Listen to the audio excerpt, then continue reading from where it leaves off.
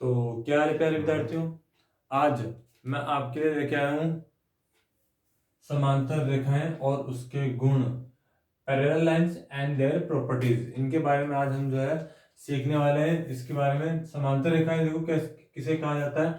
ऐसी दो रेखाएं जो एक दूसरे को कभी भी नहीं काटती है, उनके बीच की जो दूरी है वो हमेशा बराबर होती है। ठीक है, वो उन्हें कहता है समांतर रेखाएं, या इंग्लिश में अगर मैं आपको बताऊं तो पैरेलल लाइंस उसे बोला जाता है। अब समांतर रेखाओं को तीसरी रेखा प्रतिच्छेद करती है, पैरेलल लाइंस को थर्ड लाइन इंटरसेक्ट करती है, ट्रांसवर्सल लाइन बोलते हैं उसे। ठीक है, हिंदी में प्रतिच्छेदी रेखा। अब वहां पे कोण बनते हैं, चार यहाँ पे होते हैं और चार यहाँ पे होते हैं। मैंने यहाँ पे कोणों का नाम डाल रखा है 1 2 3 4 5 6 7 8। ये जो है कोणों के नाम दिए हुए हैं। अब इसमें कौन से बराबर होते हैं, किसमें क्या होता है, वो सभी आज हम सीखने वाले हैं। इसमें 5 मुख्य प्रकार के कोणों के बारे में हम सीखने वाले हैं, जिसमें 2 हमने पहले सीख लिए थे, शीर्षाभिमुख कोण और रेखीय युग्म। इस है ना, इससे पहले मैंने जो वीडियो बना रखी है, इससे पहले इस टॉपिक में मैंने 3 वीडियो बना रखी है, जिसमें खाली 2 रेखाएं आपस में प्रतिच्छेद कर रही है। ठीक है, तो वहां पर अगर ये नहीं समझ में आए तो वीडियो पहले वापस देख लेना, ये बढ़िया आसानी से आपको समझ में आ जाएगा। ठीक है, शीर्षाभिमुख कोणों के बारे में बात करते हैं। रेखीय युग्म, एकांतर कोण। एकांतर कोण में 2 प्रकार के होते हैं, अंत एकांतर कोण और बाह्य एकांतर कोण। संगत कोण, ठीक है, और संपूरक कोण, सभी के इंग्लिश वर्ड यहाँ पे लिख रखे हैं। शीर्षाभिमुख कोण को वर्टिकल अपोजिट एंगल, रेखीय युग्म को लीनियर पेयर, है ना, एकांतर कोण को अल्टरनेट एंगल, अंत एकांतर कोण इंटीरियर अल्टरनेट एंगल, बाह्य एकांतर कोण एक्सटीरियर अल्टरनेट एंगल, संगत कोण कोरस्पॉन्डिंग एंगल और संपूरक कोण का होता है सप्लीमेंट्री एंगल। ठीक है, इंग्लिश हिंदी में कोई फर्क नहीं है, बस मैथ्स होती है। ठीक है, आप समझते हैं कौन से बराबर होते हैं, कौन सा की वैल्यू क्या होती है, सभी गुणों के बारे में, प्रॉपर्टीज जो है इसकी आज समझने वाले हैं। देखो, सबसे पहले शीर्षाभिमुख कोण मैंने बताया था। शीर्षाभिमुख कोण ऐसे कोणों को बोला जाता है जिनके शीर्ष जो है मिले हुए होते हैं, और वो 2 रेखाओं के अंदर बनते हैं। किसमें बनते हैं? 2 रेखाओं में। ठीक है, अब यहाँ पे शीर्षाभिमुख कोणों को देखो, यहाँ पे 1 और 7 जो है कोण 1, देखो कोण 1 और कोण 7 जो है ये शीर्षाभिमुख कोण होंगे। कौन? कोण 1 और कोण 7। ठीक है, उसके बाद देखते हैं कोण 3 और कोण 5, ये भी शीर्षाभिमुख कोण होंगे। ठीक है, ये तो ऊपर वाली बात। अब इसके नीचे वाले में देखो, यहाँ पे कोण 2 और कोण 8, ये शीर्षाभिमुख कोण होंगे, और कोण 4 और कोण 6 जो है ये शीर्षाभिमुख कोण यहाँ पे होने वाले हैं। शीर्षाभिमुख कोणों की खास बात ये होती है कि वो आपस में बराबर होते हैं। ठीक है, अब रेखीय युग्म के अंदर क्या होता है, देखो यहाँ पे 1 और 3 ये रेखीय युग्म होंगे। देखो कोण 1 और कोण 3 ये रेखीय युग्म है। उसके बाद में 3 और 7, कोण 3 और कोण 7 ये रेखीय युग्म है। ठीक है, और कोण 7 और 5, मतलब कोण 5 और कोण 7 जो है ये रेखीय युग्म है। और कोण 1 और कोण 5 ये भी रेखीय युग्म है। ठीक है, ये तो ऊपर वाले की बात हुई। अब ऐसे युग्म नीचे बनने वाले हैं, जिसमें देखो कोण 2 और कोण 4 ये रेखीय युग्म है। 2 और 4, 4 और 8 भी रेखीय युग्म में ही आएंगे। कोण 4 और कोण 8 ये भी रेखीय युग्म है। ठीक है, 8 और 6, 8 की बात करते हैं, कोण 6 और कोण 8 ये भी रेखीय युग्म है। और कोण 2 और 6, कोण 2 और कोण 6 ये भी रेखीय युग्म है। रेखीय युग्म की जो खास बात होती है कि वो एक रेखा बने होने की वजह से उनका जो योग है वापस 180 डिग्री ही आता है। ठीक है, ये रेखीय युग्म की खास बात है कि इन दोनों को जोड़ने से 180 आता है। ठीक है, इन सभी को जोड़ने से, आपस में जोड़ने से क्या आता है, 180 डिग्री आता है, और ये आपस में बराबर है। अब एकांतर कोणों की बात करते हैं, जिसमें अंत एकांतर कोण आता है और बाह्य एकांतर कोण आता है। ठीक है, इनके बारे में देखते हैं। अभी देखो,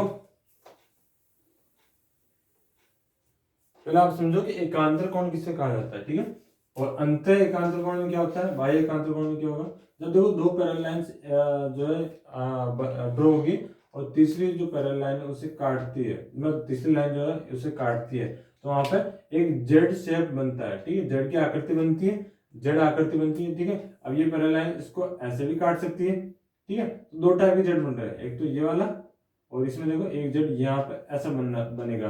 प्रॉपर जेड नहीं बनेगा, बस आपको इसको समझना पड़ेगा, ठीक है, ताकि हम ये कोणों को पहचान सके। इसमें जेड और यहाँ पे देखो इसमें जेड इस टाइप से भी बन सकता है, इस वाले में, ठीक है, इसके लिए। और इसमें जेड देखो किससे बन सकता है, ऐसे भी बन सकता है, ठीक है। जेड एक खाली समझने वाली चीज, इसमें ये नहीं है कि भाई जेड की तरह दिख क्यों नहीं रहा, ठीक है, इसमें खाली ये समझने वाला है। समझने के लिए देखो यहाँ पे इनकी कोनों पे जो कोण बनते हैं वो होते हैं अंतः एकांतर कोण। क्या होते हैं? अंतः एकांतर कोण, मतलब कि 5 और 4 और 7 और 2, ठीक है, यहाँ पे अंतः एकांतर कोण हो जाएंगे। देखो अंतः एकांतर कोण में देखो कौन कौन से जोड़े बनते हैं। एक तो जोड़ा बनेगा कोण 2 और कोण 7 का, ठीक, 2 और 7 का अंतः एकांतर कोण में जोड़ा बनेगा। और कोण 4 ऐसे, कोण 4 और कोण 5 के अंदर भी जोड़ा बनेगा। ये होगा अंतः एकांतर कोण। अब बाह्य एकांतर कोण, बाह्य एकांतर कोण के बारे में समझो। किसी पैरेलल लाइन पे देखो एक फेस इधर है, एक का फेस इधर है, ठीक है, और यहाँ पे तो एक का फेस इधर है और एक का फेस इधर है। अपोजिट डायरेक्शन जो फेस है, ठीक है, वो हो जाएंगे बाह्य एकांतर कोण, एक्सटीरियर अल्टरनेट एंगल। इसमें देखो कौन कौन से रहेंगे, कोण 3 और कोण 6, ठीक है, और कोण 1 और कोण 8, ठीक है। 3 के 6 एकांत बाह्य एकांतर कोण होगा और 1 के साथ 8 जो है बाह्य एकांतर कोण होगा, ठीक है। एकांतर कोणों की खास बात ये होती है कि ये भी आपस में बराबर होते हैं, कि 5 4 के बराबर, 7 2 के बराबर, इस टाइप से। सी अब संगत कोणों के बारे में समझो।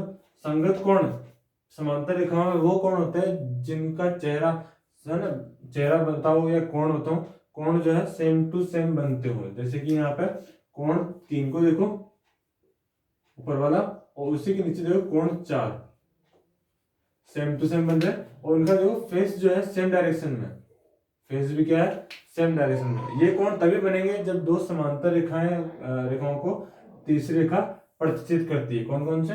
संगत कोण, एकांतर कोण और संपूरक कोण। इनके लिए ये चीज जरूरी नहीं है शीर्षामुख और रेखीय के लिए, लेकिन एकांतर कोण, संगत और संपूरक के लिए जरूरी है कि दो समांतर रेखाओं को तीसरी रेखा प्रतिच्छेद करनी चाहिए, तभी ये कोण बनते हैं।